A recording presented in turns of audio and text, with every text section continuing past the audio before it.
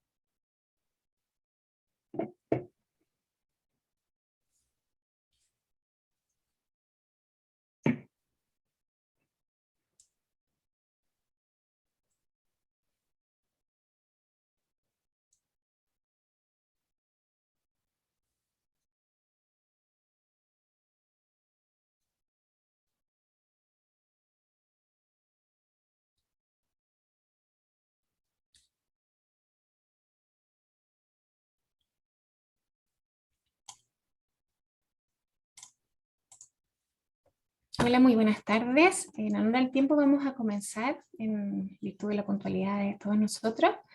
Y primero desearles unas muy buenas tardes a nombre del Magíster en Psicología Educacional de la Facultad de Psicología de la Universidad del Desarrollo.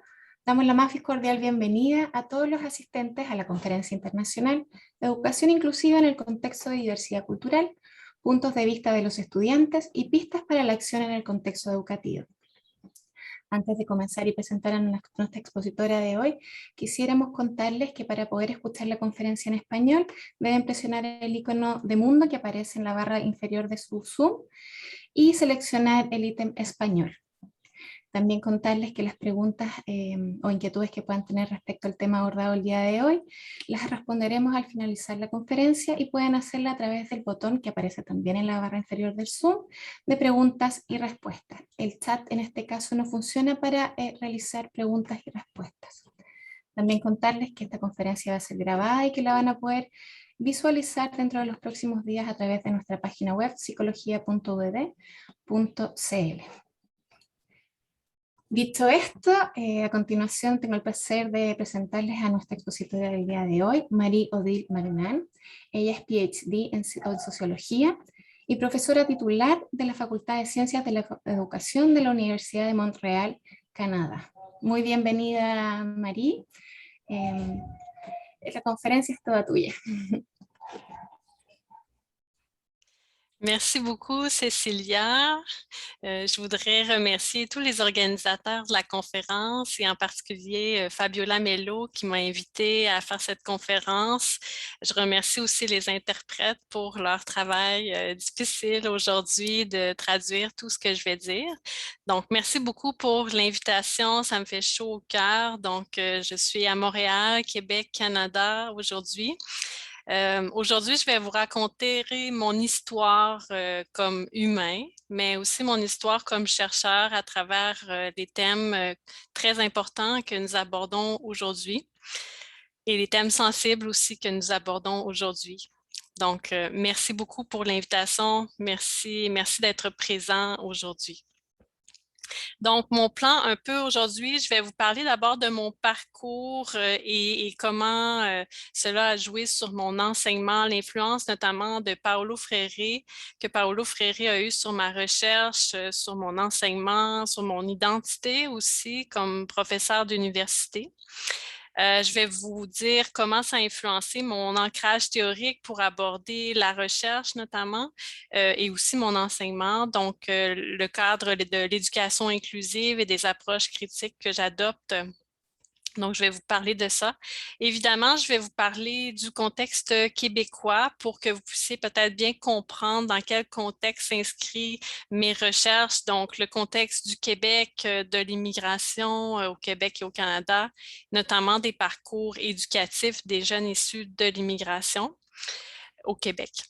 Et ensuite, je vais vous présenter deux de mes recherches, en fait, mais je pourrais discuter de plusieurs autres recherches que j'ai faites, mais aujourd'hui, j'ai décidé de parler de deux recherches en particulier. Donc, une recherche qualitative où j'ai cherché le point de vue des jeunes sur les inégalités scolaires qu'ils vivent à l'école, dans les institutions scolaires. Donc, vraiment des recherches axées sur le point de vue des jeunes, sur les inégalités. Et puis, je vais expliquer comment cette recherche ensuite m'a inspirée pour faire de la recherche-action-formation auprès des directions d'école pour changer certaines pratiques, pour changer vers des pratiques d'inclusion, d'équité. Con prácticas de inclusión y de equidad. Entonces, mi segunda investigación es más acción, formación, tiene que ver con prácticas de inclusión con el personal escolar que trabaja con los alumnos para reflexionar, actuar y ver cómo trabajar con la inclusión. Y finalmente voy a terminar con algunas reflexiones que tuvieron estas investigaciones sobre mí, cómo tomé acciones como investigadora, cuáles son las acciones que hemos realizado para mejorar tanto las prácticas a nivel escolar, pero también las capacitaciones que damos en las universidades a los profesionales de la educación. Este es el plan para hoy. Solo para hablarles un poquito de mi recorrido. Y Cecilia mencionó que tengo un doctorado en psicología, pero es sociología de la educación. Fui capacitada inicialmente en un departamento de sociología, pero fui contratada como profesora de educación, entonces tuve de cierta manera a acostumbrarme a este nuevo marco y estas nuevas preguntas de investigación, estos nuevos términos de enseñanza sobre educación desde el comienzo. Tuve que hacer búsquedas, investigaciones sobre jóvenes que venían de la inmigración y eso definió un poquito mi recorrido. Y hoy en día las universidades en Canadá hablan de equidad, eh, diversidad e inclusión y yo soy la persona que está a cargo de eso en la facultad y poco a poco me impliqué cada vez más en trabajar en equidad, diversidad e inclusión en mi universidad.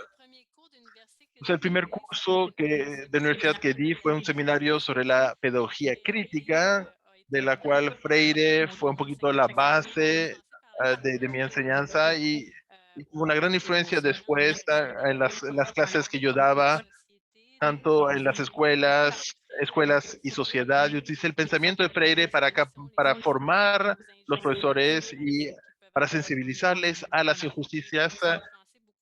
Y eso influenció mucho los cursos que yo daba, pero también los cursos que creé, y eso voy a volver un poco después.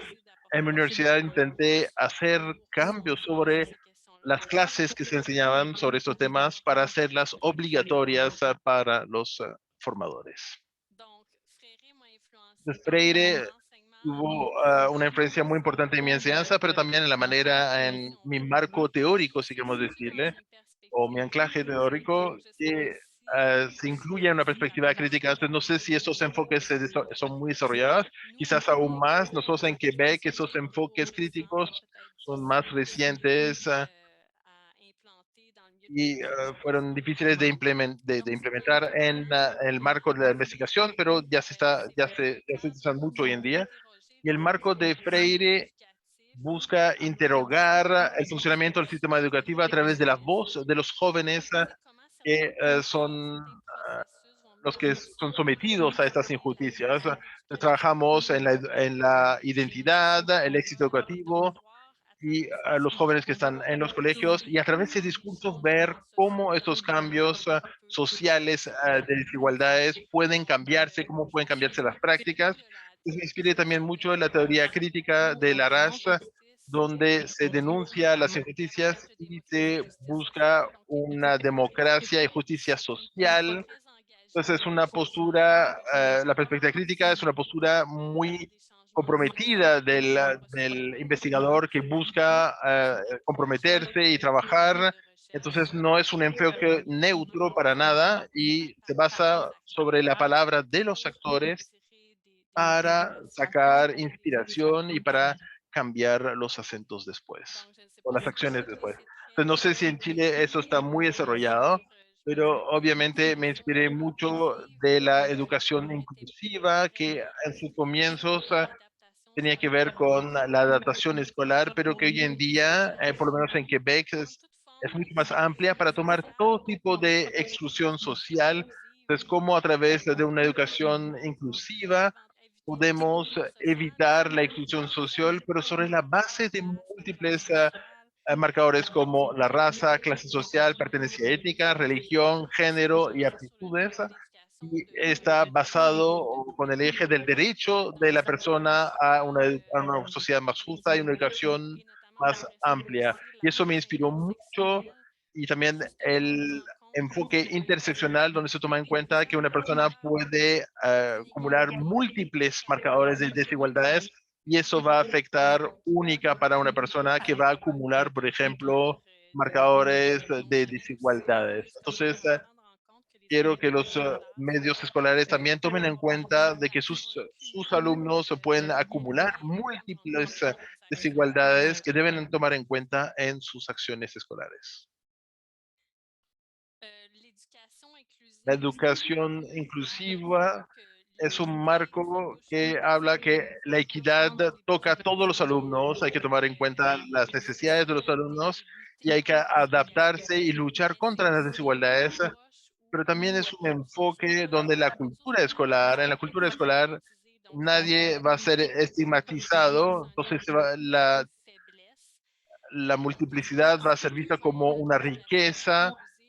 Entonces, esos dos aspectos de la educación inclusiva es tanto que los jóvenes se sientan bien en la escuela, se sientan reconocidos y aceptados y no se sientan marginalizados, pero también que las secciones que se tomen en las escuelas puedan favorecer el éxito de todos adoptando prácticas de equidad.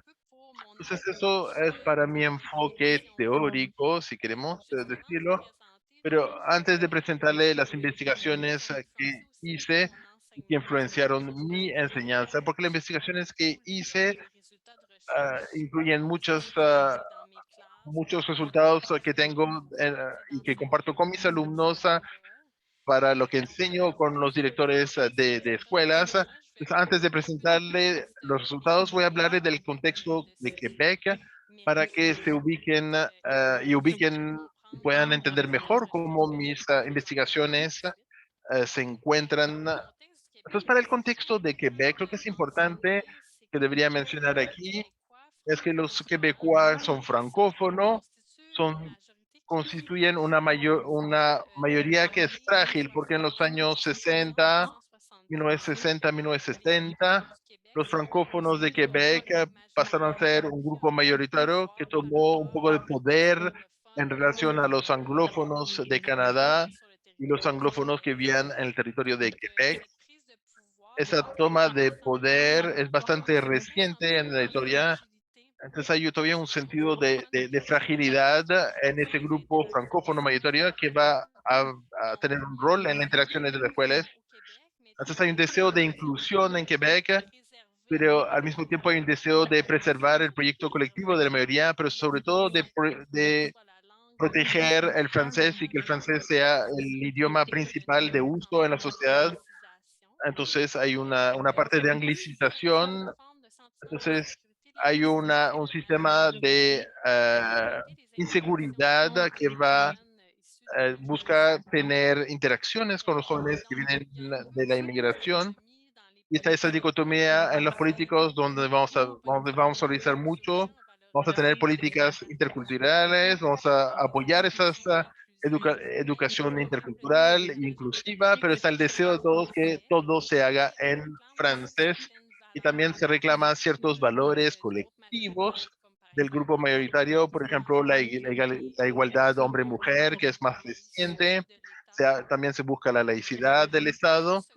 Entonces, todo ese marco crea una jerarquización en relación a los anglófonos, que son como una alteridad a la mayoría, y donde vamos a nombrar minorías religiosas, etnoculturales. Entonces, todo lo que tiene que ver con la diversidad lingüística y religiosa puede ser polémico en la sociedad de Quebec y de la tensión y identidad.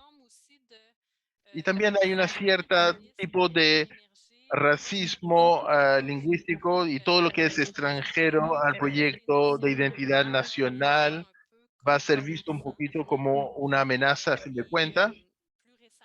Más recientemente, las autoridades han negado el racismo sistémico en Quebec. Hay una negación también del lingüicismo que fue ya documentado en las investigaciones que se hicieron en Quebec.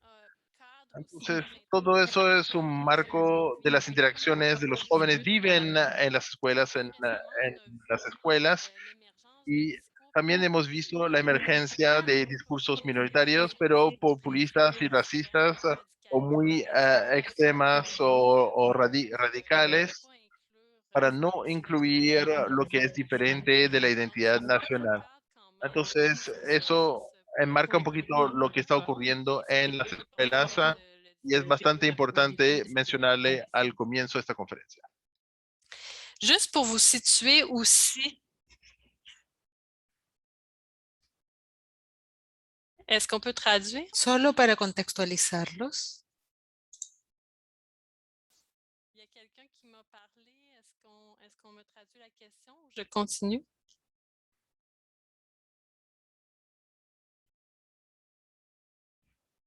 Ah, d'accord. Oui, j'ai entendu une question. Oui, donc pour parler des politiques Entonces, para hablar de las políticas en Quebec, pienso que es importante hablar del contexto y del hecho que tengamos políticas de inmigración selectivas. Por lo tanto, los inmigrantes que están siendo aceptados en Quebec tienen una alta escolaridad, y buscamos igualmente inmigrantes que conozcan el idioma francés. Y eso evidentemente selecciona el tipo de inmigrantes que hay, y el capital escolar de los inmigrantes, los padres, los apoderados, también es muy elevado en términos de nivel escolar. Hay que hacer mención de las políticas lingüísticas también para proteger a la minoría frágil. Y hubo una ley adoptada en el Quebec hace algunas décadas, donde se les obliga a todo inmigrante a frecuentar la escuela primaria y secundaria en francés. Y esto de todas maneras tuvo un impacto, porque todos los inmigrantes que llegaban finalmente están obligados a frecuentar escuelas francófonas, y crea un lugar de reencuentro entre estos alumnos y alumnos francófonos de Quebec, cambiando enormemente las interacciones de la vida escolar. Y esto evidentemente juega con todo lo que es escolarización pública.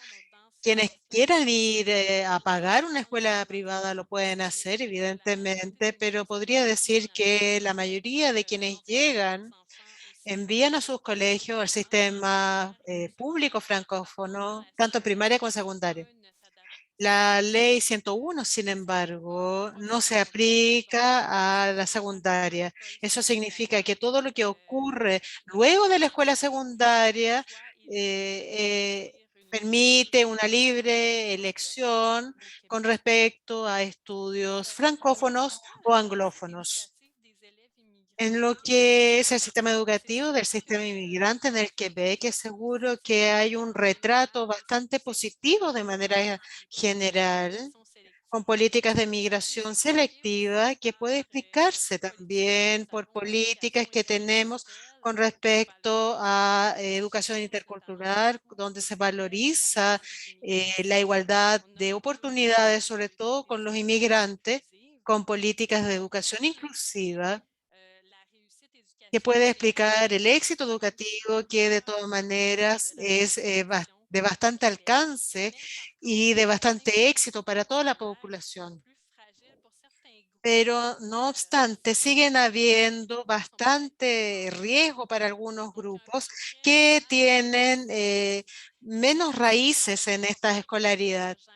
De todas maneras, allí ese retrato tiene una fuerte inigualdad. Entonces tenemos también una cosa que aclarar que probablemente no exista en Chile, que tenemos una preocupación lingüística con respecto a los recién llegados que no hablan aún francés. Y según las regiones podemos tener, por ejemplo, un curso de acogida, una clase en la que se le enseña finalmente el idioma francés a los alumnos antes que puedan ir a la escuela a una clase regular. En algunos territorios va a haber una preocupación lingüística en francés, pero no necesariamente un curso de acogida para equiparar el idioma. Sobre todo en Montreal, donde hay una gran concentración de gente que está recién llegando, tiene escuelas con solamente cursos de acogida para los que llegan. Y luego, cuando finalizan esos cursos, pasan a una escuela normal, una vez que su nivel de francés es suficiente. Tal vez habrán preguntas después sobre este asunto, pero aquí les doy alguna idea sobre los servicios que nosotros tenemos para quienes se están incorporando al país y aún no tienen el idioma. Entonces, con respecto a las vías que tenemos, con respecto a los alumnos de segunda generación, nacidos de padres inmigrantes, que tienen más dificultades en secundaria. Sin embargo, para la primera generación de inmigrantes, para los alumnos que no nacieron en el Quebec, la tasa de diplomas es un poco más débil. Eso les puede dar una idea. Sería interesante poder comparar esas cifras con Chile para saber si ustedes tienen algún tipo de similitud. Sin embargo, con respecto a las inigualdades para algunos grupos, observamos de todas maneras unos conceptos de inigualdades.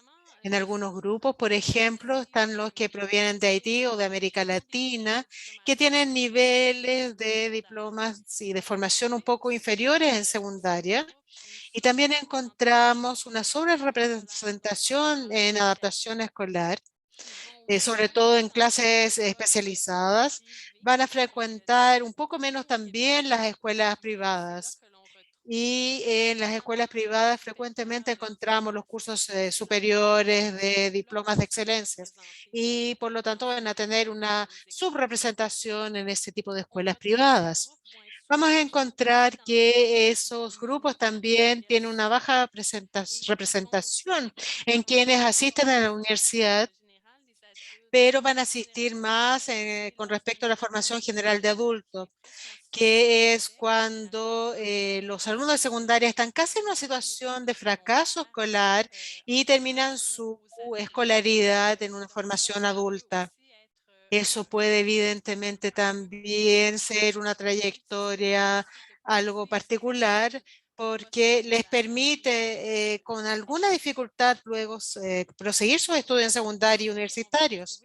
Para esos grupos también vamos a encontrar también vigilancia, pero también de protección cuando hay intimidación. Por ejemplo, vamos a encontrar también algunos grupos de las investigaciones que hemos realizado, que hay mayor cantidad de racismo, de discriminación, de exclusión percibida por parte de los alumnos entre pares.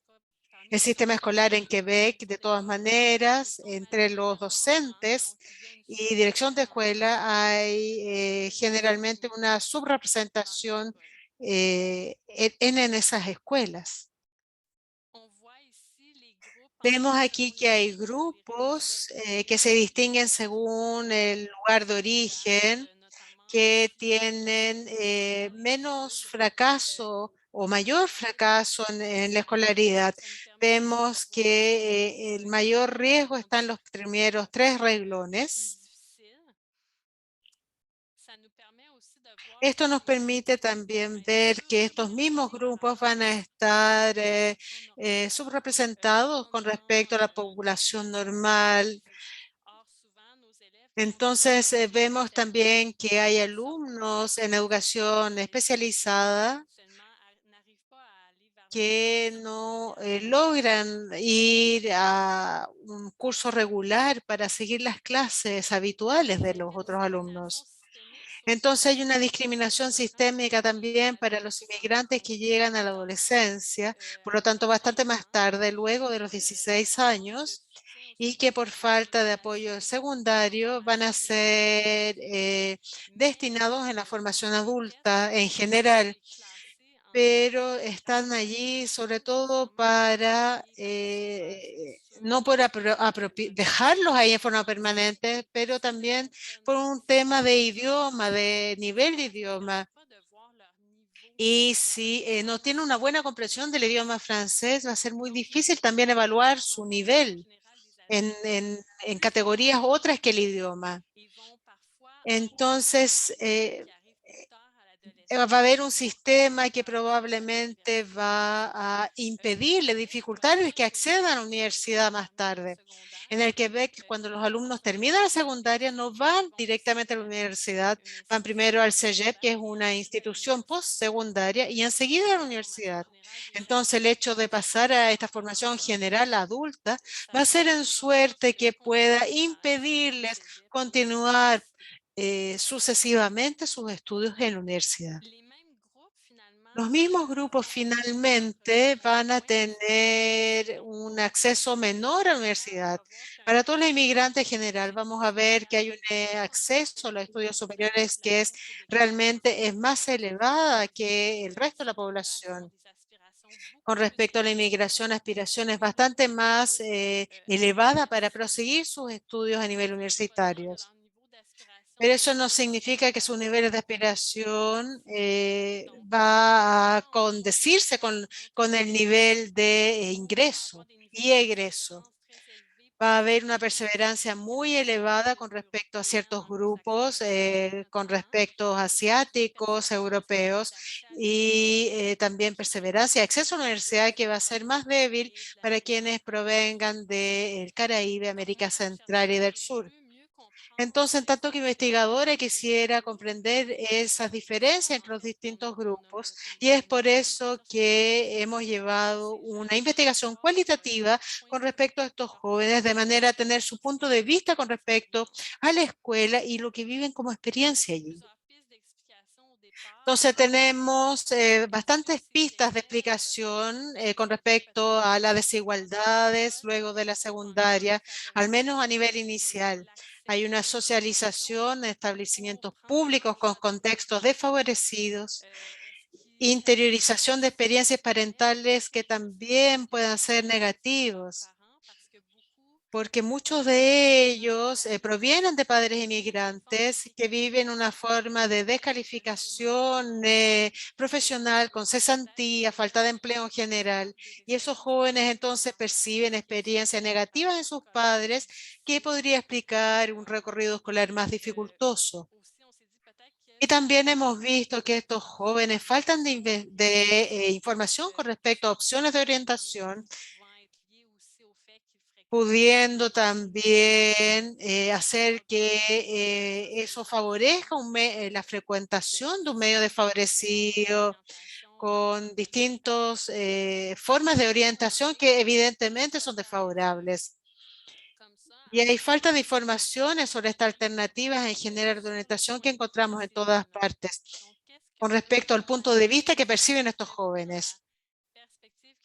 Entonces, con respecto a la perspectiva crítica que quise adoptar, fui a observar en ellos cuáles son sus narrativas de experiencia escolar, qué es lo que nos dicen al respecto. Y en esa parte les presento este artículo que fue publicado en francés, pero que también fue traducido en portugués,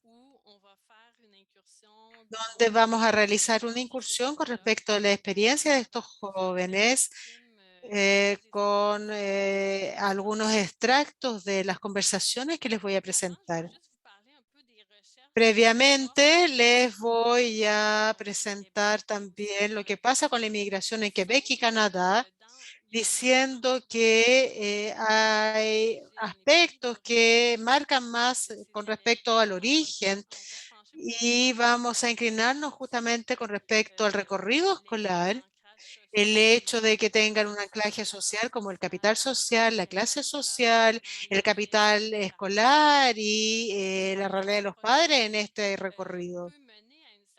Y esta investigación puede llevar a un pensamiento deficitario con respecto a juzgar estas inigualdades y decir que descansa sobre las espaldas del joven y su recorrido. Entonces, con respecto a su origen, habría que ver cuáles son, por lo tanto, los efectos con respecto al entorno escolar. Por ejemplo, nosotros en Quebec sabemos que los alumnos pueden, junto a sus padres, evaluar la selección de escuelas y eso puede provocar segregación y podríamos encontrar entonces segregación de alumnos en medios desfavorables, en los cuales podremos encontrar mucha concentración de migrantes que puede finalmente tener un efecto en su recorrido escolar sin que el peso del éxito les competa exclusivamente, sino con respecto al ambiente escolar en cuestión. Y puede que en algunas ocasiones puede ocurrir que tengan menos información con respecto a los mecanismos escolares, con respecto a la población quebequense francófono, que pueda tener mayor información con respecto al, comillas, mercado escolar en función de tal o cual diplomas. Por lo tanto, hay una diferencia de formación con respecto a eso. Y también están las inigualdades financieras al respecto.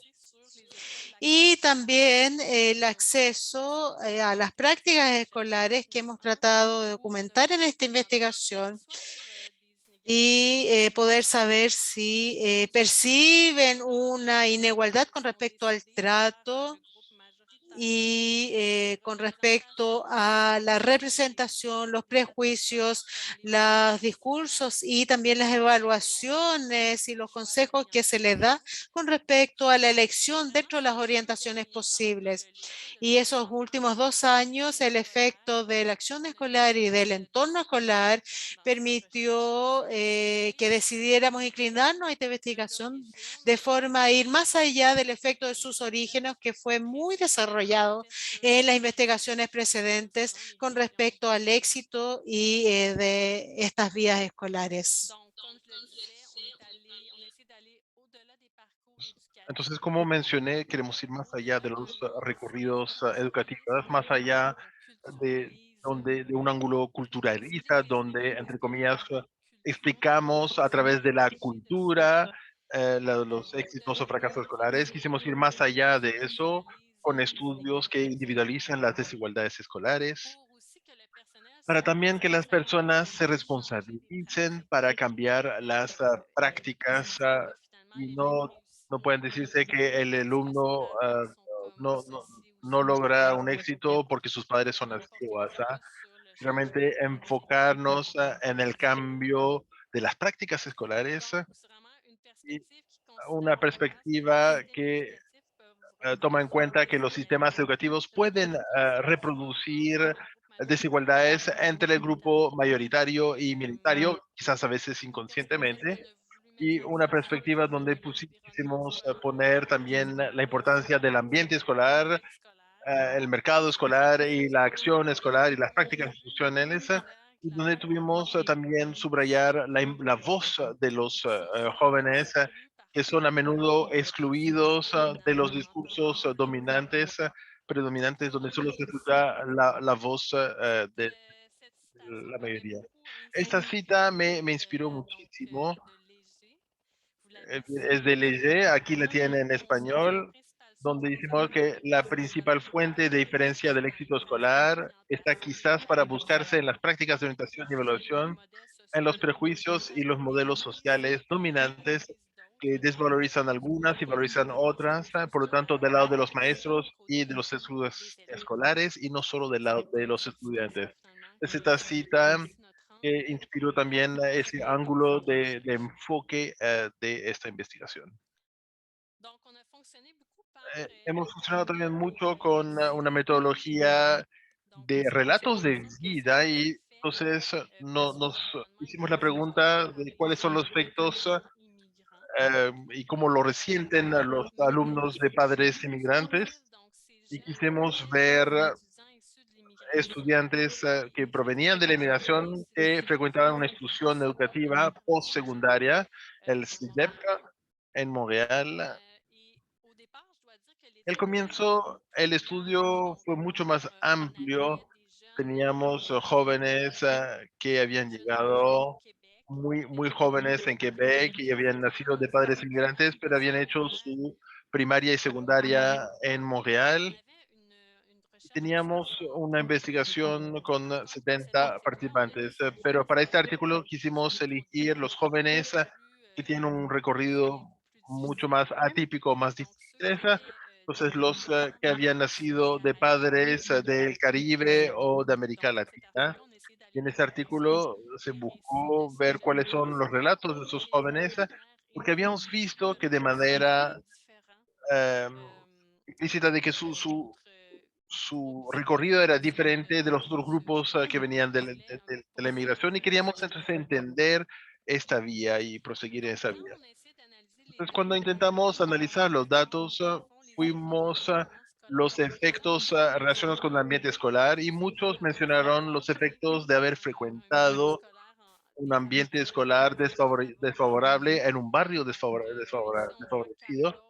Y aquí vemos a Carlos que nos dice que había mucha delincuencia en mi escuela, entonces yo seguía un poquito el grupo y era influenciado por ese ambiente, y nos contaba haber vivido los efectos de esta segregación. Y está también Fabián que dice, cuando vienes a ese barrio o vienes a ese barrio se espera que termines mal o que te vaya mal. Entonces la mirada que la gente tiene cuando uno frecuenta escuelas que vienen de barrios desfavorecidos. Y los extractos de esos jóvenes nos permitió ver cómo el ambiente escolar les iba a exponer más a actividades criminales y a la violencia. También nos ponía en un contexto de reputación negativa de las escuelas en relación a los medios de la prensa, donde se hablaba de la delincuencia, las drogas y el abandono escolar, y eso tenía un impacto como identidad de alumnos que provenían de esas escuelas. Muy a menudo eran mal informados sobre las dinámicas del barrio.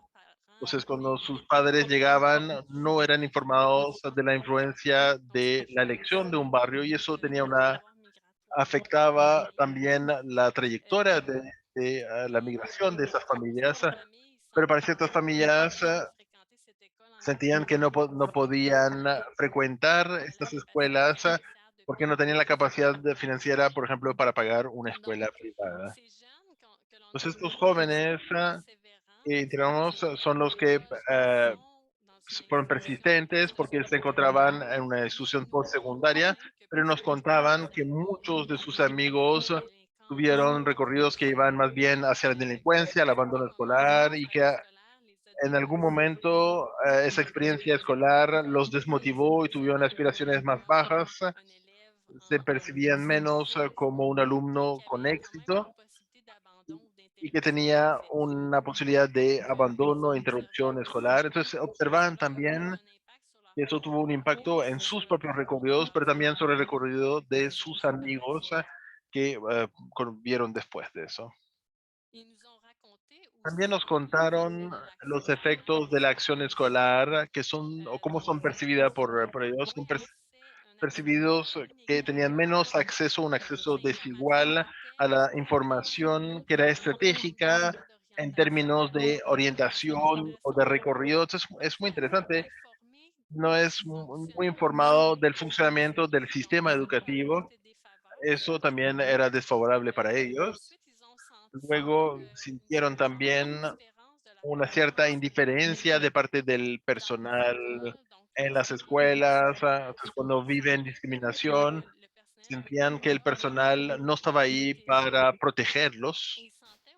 Sentían también, sentían víctimas de estereotipos y que el personal tenía poca aspiración en relación a ellos, diciendo que es muy probable que no tuvieran tanto éxito.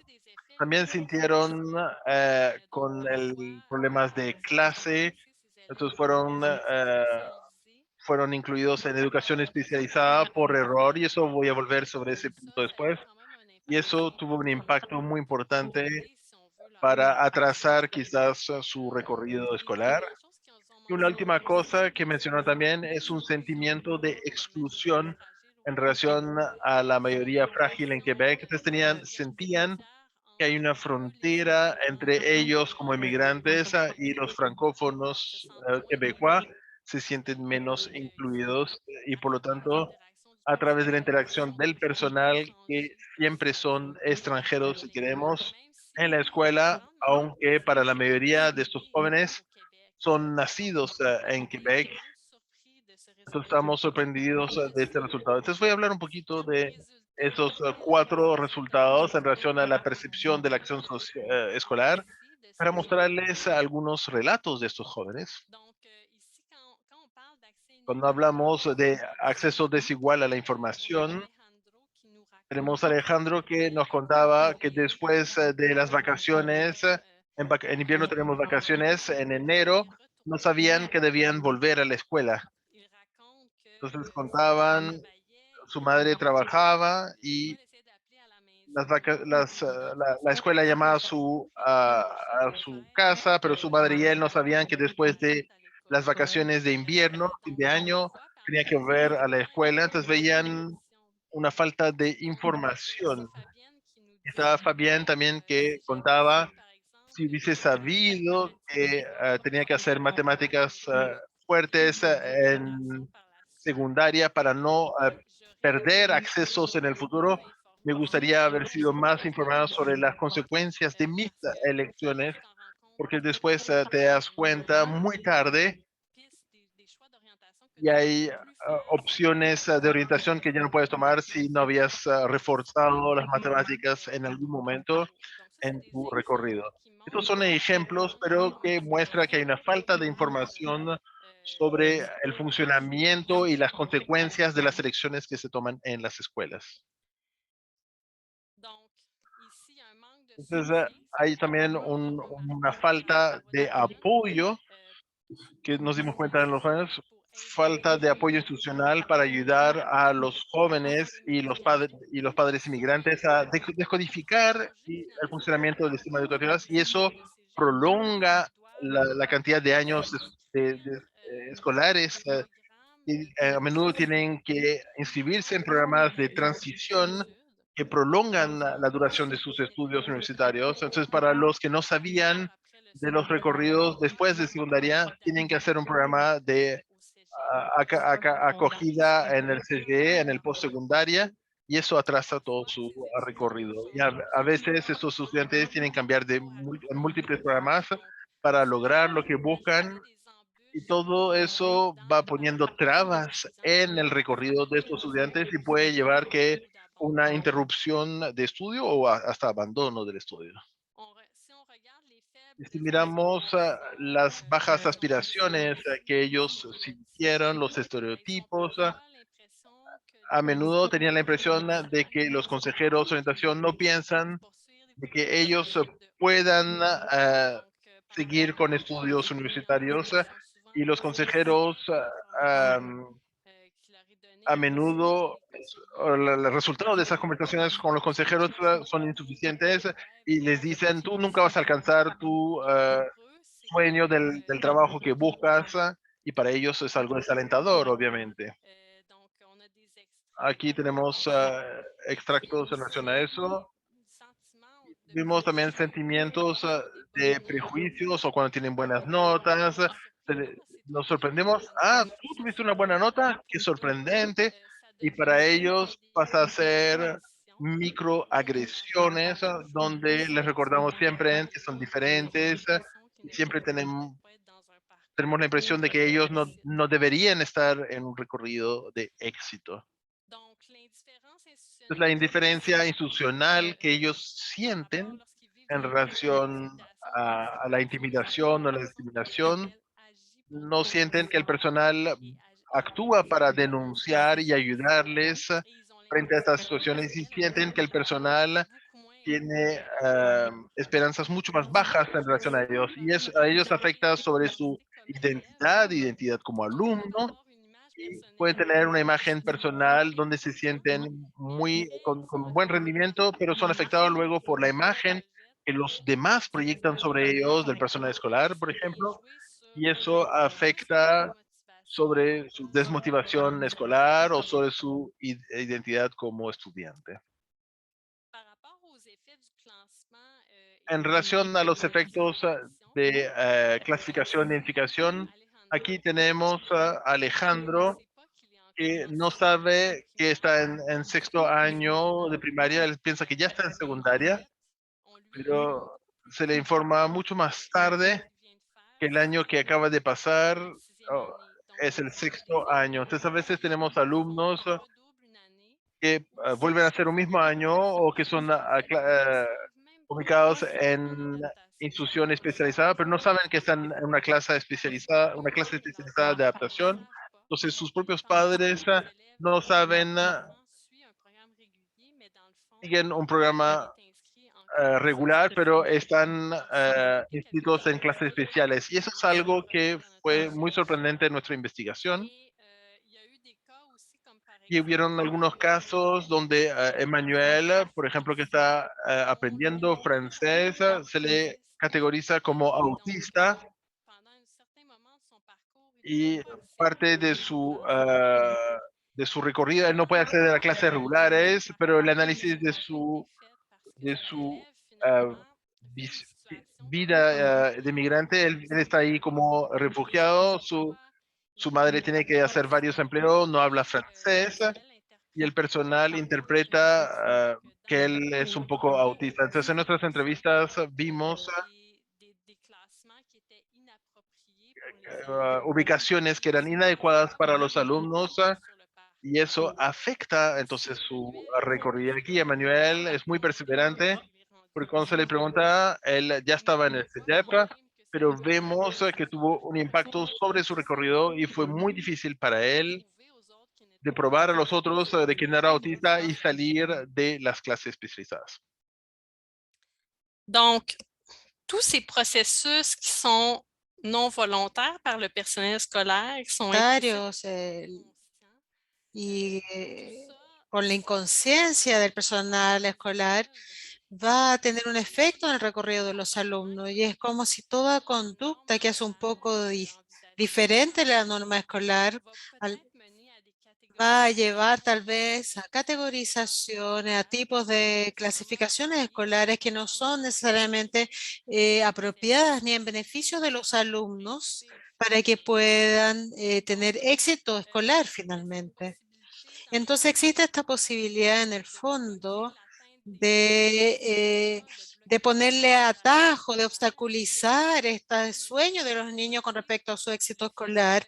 Hay jóvenes también que hemos interrogado y llegan a tener a raíz de estas reacciones, por estas etiquetas negativas, trastornos de conducta escolar donde hay recorridos que son percibidas como causas de clasificación errada de los alumnos y también estos adultos escolarizados.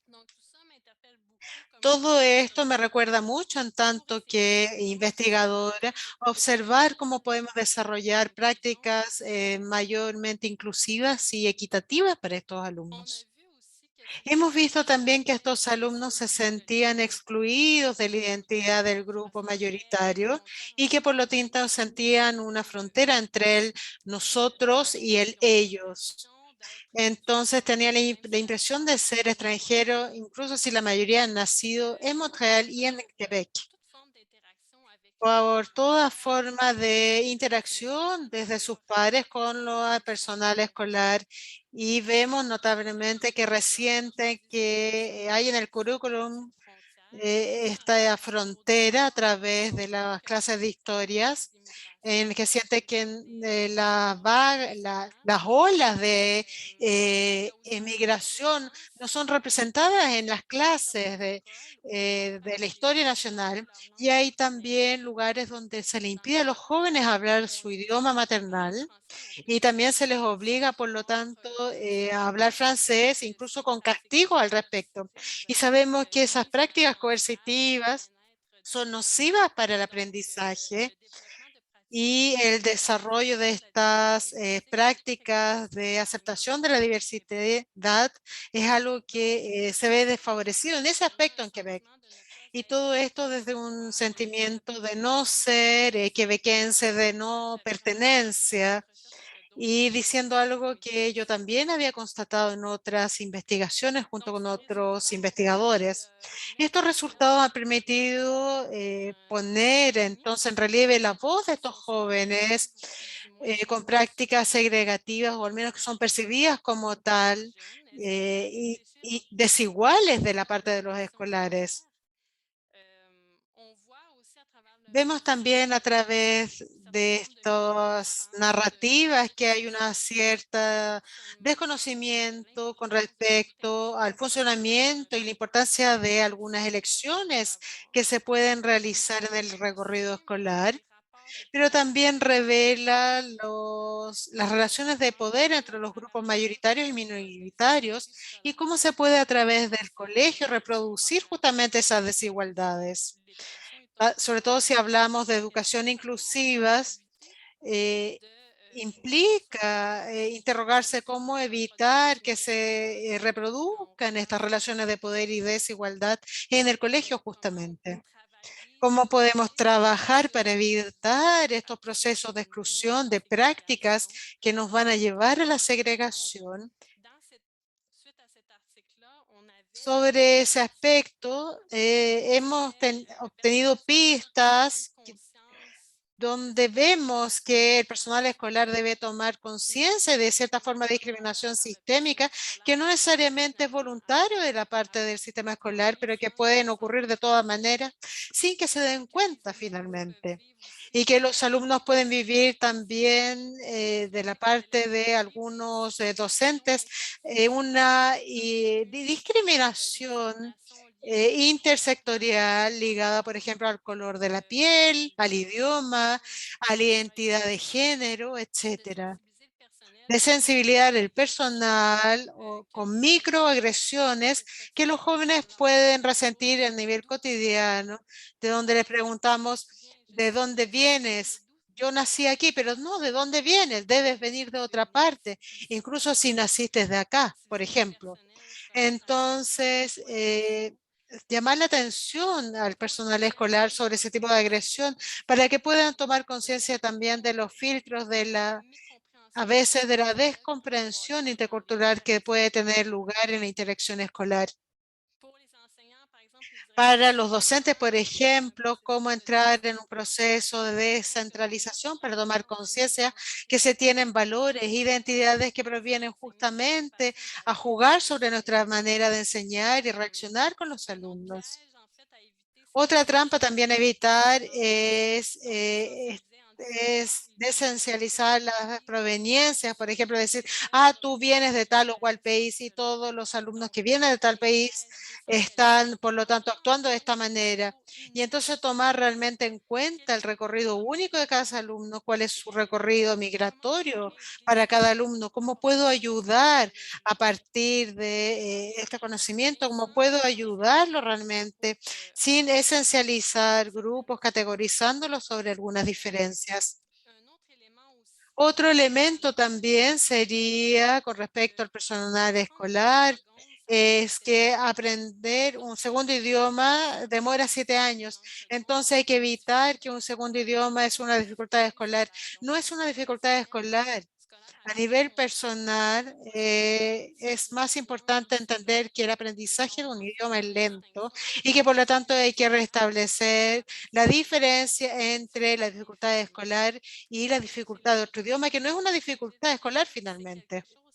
Y la fragilidad en el Quebec es algo difícil, no ha sido aún adquirido en las escuelas. Otro elemento es con respecto a las expectativas muy elevadas, siempre presentes, y llevar a todos los jóvenes a desarrollar actividades más allá de su potencial y evitar un pensamiento deficitario en el que se piensa que el joven no es capaz finalmente de tener éxito porque no posee los códigos y las normas de la escuela. Entonces, terminamos este artículo diciéndonos cómo las instituciones pueden activar recursos y sistemas para que los alumnos puedan ejercer una libertad de elección y cómo se permitió, por ejemplo, mencionar que se puede inclinar uno a factores de conversión y a echar mano de recursos del sistema que nos permita desarrollar su plena capacidad y otorgarle los recursos para que puedan florecer plenamente, bien lograrse en el desarrollo. Eso para terminar la presentación con respecto a esa investigación que me influyó mucho con respecto al tiempo posterior, donde tuve una investigación con respecto a la formación de los establecimientos. Y el objetivo era cambiar las prácticas, modificar las prácticas directivas de la escuela en la medida en que se vio con apoderados y la dirección de la escuela que se pudieran cambiar en tanto que dirección escolar para lograr una mayor equidad, luchar contra la discriminación escolar. Veo que, bueno, pasa muy rápido el tiempo y que yo he hablado bastante, pero de todas maneras quiero presentarle en algunos minutos lo que queda.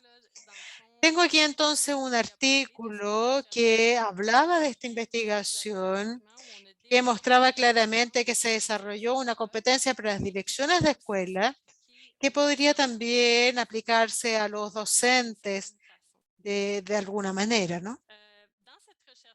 En esta investigación nos hemos inclinado enormemente sobre el hecho de que la dirección de escuela pueda tener con respecto a los docentes una tarea para realizar cambios y la promoción de la perspectiva inclusiva en el contexto escolar a nivel multiétnico, ¿no?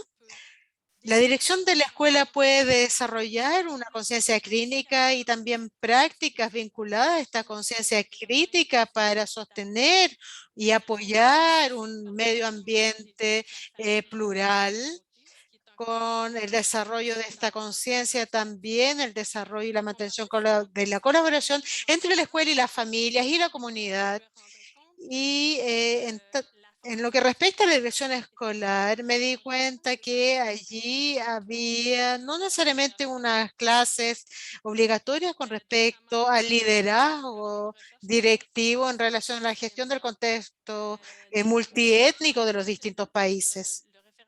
Y hubo entonces una investigación que llevé con respecto a las competencias de la dirección escolar en Quebec y darme cuenta que no había una consideración con respecto a la diversidad y desigualdades en la formación de esta dirección escolar. Y entonces me inquietaba saber cómo se podría eh,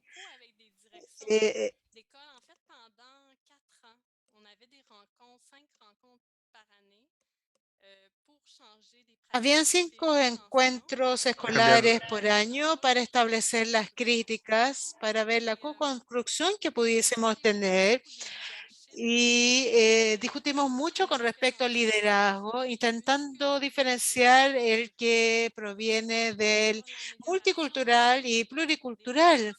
Y hablaba mucho del tipo de relación sobre el clima armónico que necesariamente pueda tener una inclinación sobre,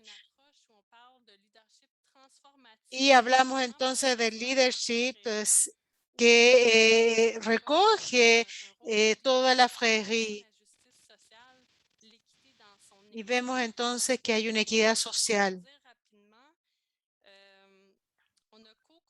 Entonces, construimos todo esto del liderazgo inclusivo para liderazgo de las escuelas que participan en la investigación, pero entre los participantes teníamos consejeros pedagógicos y también investigadores y también directores. Tenemos un equipo muy diverso y pensamos juntos si debía durar 3 años, pero va a durar 4 a 5 años.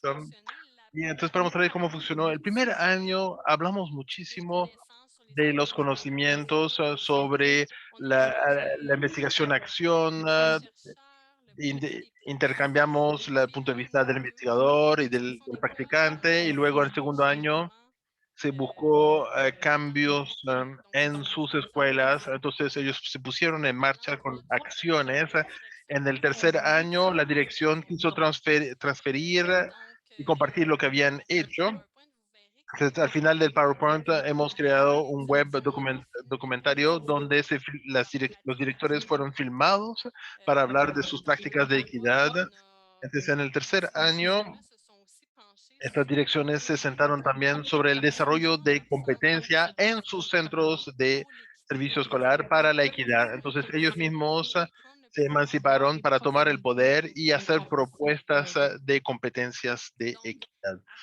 Entonces, después de haber hecho todo este proyecto, hicimos entrevistas con estas direcciones y directivos para ver cuál es el impacto de este proyecto de acción formación sobre su liderazgo y sus prácticas. Y lo que fue muy interesante es que dijeron haber participado en este proyecto les permitía que su liderazgo se sentían más legítimos y más firmes de poder decir que querían equidad e inclusión a sus equipos de escuelas. Desarrollaron también un saber ser que era más anclado y más explícito en materia de lucha en contra de los prejuicios. Cuando había una situación donde había racismo, discriminación, podían actuar mucho más rápidamente para denunciar ese gesto frente a todo el equipo escuela y no posponerlo para el día siguiente para actuar y para dar término a prejuicios o estereotipos que son escuchados a veces en los pasillos de las escuelas. El hecho de haber conversado con otros directores muchas veces durante el año les ayudó a desarrollar un saber sobre cómo modificar las prácticas para ir hacia mayor equidad. Entonces, todo el compartir entre las direcciones de escuelas les llevó a desarrollar un saber institucional para cambiar sus prácticas. Aquí pueden ver la directriz de escuela, Kathleen. Ella nos contaba que para ella su liderazgo pasó a ser mucho más legítimo, mucho más firme, y antes pensaba tener un liderazgo inclusivo, pero hoy en día se siente mucho más eh, fuerte para desplegar su liderazgo con los miembros de la escuela y puede actuar de manera más activo para tener prácticas más afianzadas de inclusión. Aquí vemos a la directora Anne-Geneviève. Ahí ella nos cuenta que ella comparte algunos conocimientos con su equipo de la escuela. Y, por ejemplo, en la escuela decidieron no darle notas cuando el alumno porque viene de la inmigración, todavía no habla bien francés, entonces decidieron cambiar ciertas modalidades para las notas para un tema de equidad, porque esos alumnos tenían un fracaso anotado cuando estaban en aprendizaje de su segunda lengua. Entonces hubo un cambio en las prácticas de la escuela. Quizás estoy pasando un poco rápido, pero los directores también mencionaron de descentralizar, un proceso de descentralización frente a ciertos elementos donde ellos nos contaron tener prejuicios de estereotipos sin darse cuenta en relación a los grupos, por ejemplo, musulmanes. De esta perspectiva, la desarrollaron esa descentralización para acoger mayor diversidad y para ser más inclusivas en la escuela. Lo mencioné antes, aquí vemos la directora Gillian Kuhl. Ella actúa de manera mucho más rápida para denunciar los prejuicios en la escuela. Entonces, en este proyecto tuvo un impacto sobre su acción diaria en todas las conversaciones que puedan tener en la escuela. Algunos cambios que las direcciones trajeron en el Comité de Educación Inclusiva en la escuela, mejor acoger y tener un protocolo en cada escuela para dar una bienvenida a los nuevos alumnos, facilitar también una transición desde el sistema de clases de bienvenida a las clases normales, valorizar también el trabajo continuo de capacitación continua. Y también todo este proyecto entonces de investigación-acción nos llevó a subrayar la importancia de pensar de manera institucional sobre las competencias que los directores deben desarrollar, y las direcciones que participaron, ellos formularon y sugirieron a sus centros de servicio escolar una competencia, y esta competencia la desarrollaron alrededor de diferentes elementos de su práctica. Debo decir que este otoño sus propuestas fueron aprobadas por la Comisión Escolar, entonces ahora tiene una competencia de equidad para las direcciones de las escuelas. Y todo eso nos influenció mucho, diciendo cómo esta investigación puede llevar a cambios de políticas, cómo podemos volver a rever los cambios de dirección y políticas, cómo tomar en cuenta las referenciales de competencias para un efecto a nivel nacional y a efecto de Quebec. Hasta el comienzo teníamos muchas reflexiones en mi equipo de investigadores, cómo podemos formar mejor, capacitar mejor, cómo podemos cambiar las prácticas en el medio escolar, cómo podemos repensar el rol del personal escolar. ¿El rol del personal escolar puede ser acaso visto como un vector de cambio social para reducir las desigualdades, reducir las discriminaciones? Entonces empezamos con esta postura que tenía que ver con los resultados de nuestra investigación, y eso es lo que logramos hacer. Pudimos proponer una competencia de equidad al Ministerio de Educación que todavía no fue adoptada. He propuesto un curso obligatorio en mi universidad sobre liderazgo de equidad y ya fue aceptado. Entonces, ese curso es obligatorio para todos los futuros directores de escuela que formamos. También hemos creado un web documental que pueden ver en línea con videos. Ese web documental donde vemos ejemplos de prácticas de direcciones pueden usarse tanto en la universidad como para la capacitación continua de las direcciones de escuela.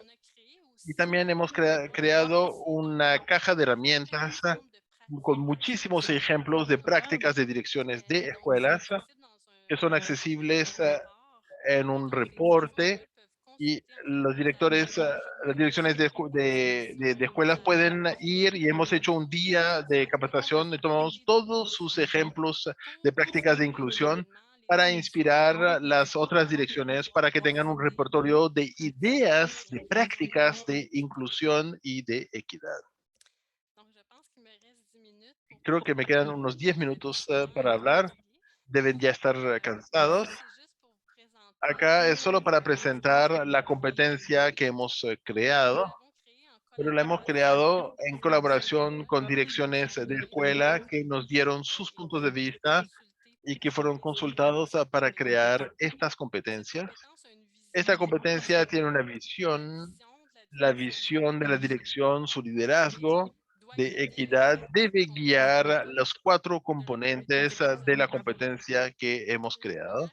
La primera componente es de tener un actuar profesional íntegro y crítico, y quiere decir que las direcciones de escuela deben hacerse las preguntas todo el tiempo, tomar en cuenta sus privilegios, hablar con el equipo de escuela para ver cuáles son las prácticas que serían desigualitarias o cuáles son las prácticas que deben cambiarse y de manera continua deberían hacerse esas preguntas críticas, desarrollar un ambiente educativo donde todas las decisiones que se tomen, por ejemplo, los recursos financieros, recursos humanos en la escuela, cómo permitan que sean establecidas en una perspectiva de equidad según las necesidades de los alumnos y no de igualdad, donde damos el mismo servicio a todos los alumnos.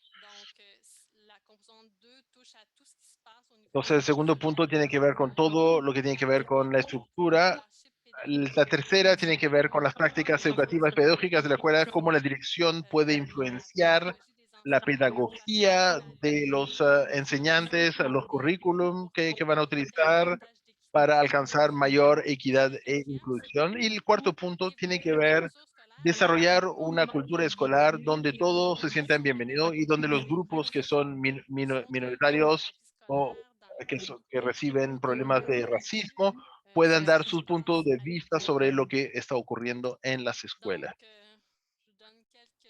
Entonces voy a darle algunos pequeños ejemplos aquí. Aquí tenemos Guylaine, que intenta no tener una perspectiva con un pensamiento deficitario, sino que siempre pide a su equipo cómo podemos acoger este alumno, cómo podemos tener mejores prácticas y el uso de recursos para ayudarle en vez de poner el peso del éxito sobre los hombros de los alumnos, siempre hablar con su personal para que se responsabilicen.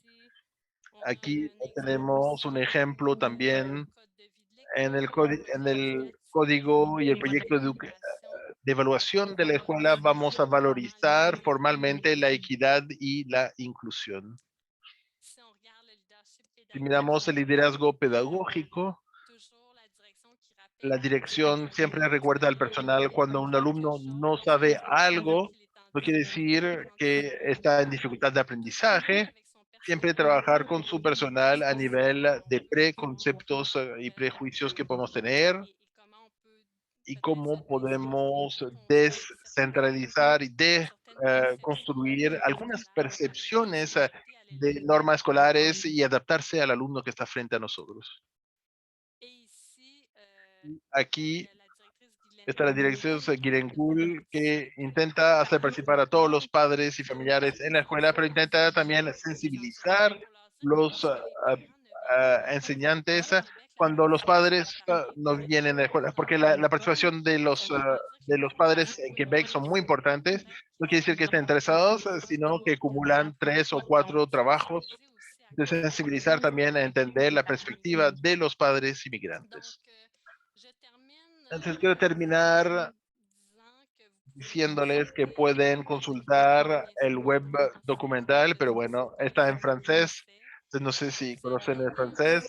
Tenemos también algunos vínculos en la caja de herramientas con algunas instrucciones. También les puse un vínculo sobre el proyecto de inclusión en Ontario, en otra provincia de Quebec, que toca la formación de los maestros, y escribí un libro también para los futuros profesores que habla de la diversidad etnocultural, religiosa y lingüística en educación, pero todo eso obviamente está en francés.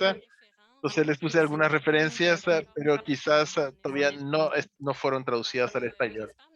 Entonces espero no haber hablado demasiado tiempo. Estoy muy interesado de ver y escuchar sus preguntas, pero también me interesa de comparar con Chile.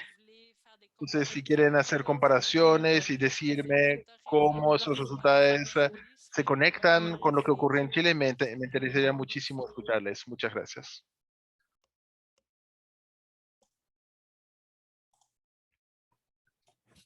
Muchas gracias, Marí.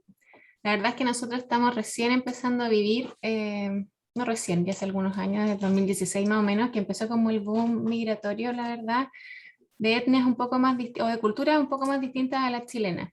Entonces esta presentación que hiciste, la verdad que nos abre una luz hacia el camino, la verdad que nos da muchas pautas, indicadores de qué mirar para poder realmente tener una inclusión educativa real de alumnos o estudiantes extranjeros y por dónde empezar a actuar, digamos. Así que te agradezco mucho. La verdad es que nosotros somos principiantes en esto y por eso la importancia de tu presentación. Y bueno, y dejo la palabra a los oyentes, a los asistentes, para ver si tienen alguna pregunta en específico, a lo mejor contar alguna experiencia o algo que nos pueda ayudar o le pueda ayudar a Marí a conocer un poco la realidad chilena.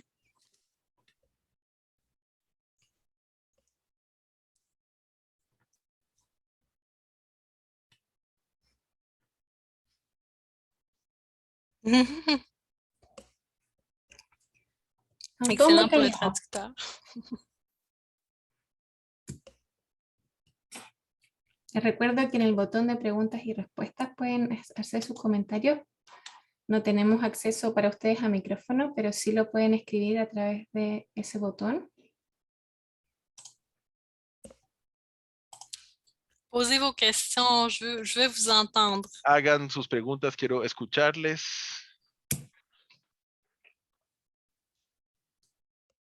Y yo no sé si tal vez me perdí por ahí, pero ¿de qué año son estas investigaciones? ¿En qué años fueron realizadas? ¿O cuándo empezaron? 2018 a 2018 a 2020. Súper reciente. Est-ce que vous avez Oui. Est-ce que vous avez du soutien linguistique au Chili? ¿Tienen apoyo lingüístico en Chile para la gente que está recién llegando? Eso es un punto que no te sabría decir, Mari, la verdad. Sé que algunas escuelas de manera individual o algunas municipalidades lo han otorgado, pero no estoy segura si está dentro de alguna política. Hay una política para estudiantes extranjeros que habla más que nada de la gestión y el derecho del estudiante a tener educación y como aspectos más generales y puntos que hay que seguir evaluando, digamos, pero así como una ley de inclusión para inmigrantes o algo más concreto de cómo hacerlo, digamos, todavía no tenemos. No. No sé si las escuelas de lenguaje o este apoyo lingüístico, la verdad que no sé si es como una política nacional o es de manera individual que cada una de las municipalidades o comunas hace por su cuenta, digamos. No sé si hay alguien del público tenga como más conocimiento y quiera opinar.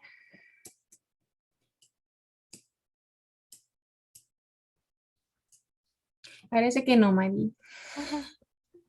Te agradecemos y si no hay más preguntas, le vamos a agradecer de verdad, Mari. Yo quedé muy contenta con lo que nos comentaste, con lo que nos explicaste. La verdad que fue una presentación muy clara y muy aclaradora de conceptos, de miradas, de puntos de vista, de cosas que tenemos que evaluar aquí en Chile, que estamos recién empezando. Y de verdad que te agradecemos un montón. Y muchas gracias por darte el tiempo desde Canadá, desde Montreal, para estar con nosotros acá hoy en día. Muchas gracias, María, muchas gracias a todos los participantes. Gracias. Merci. Muchas gracias. Que estén muy bien, hasta luego. Hasta luego.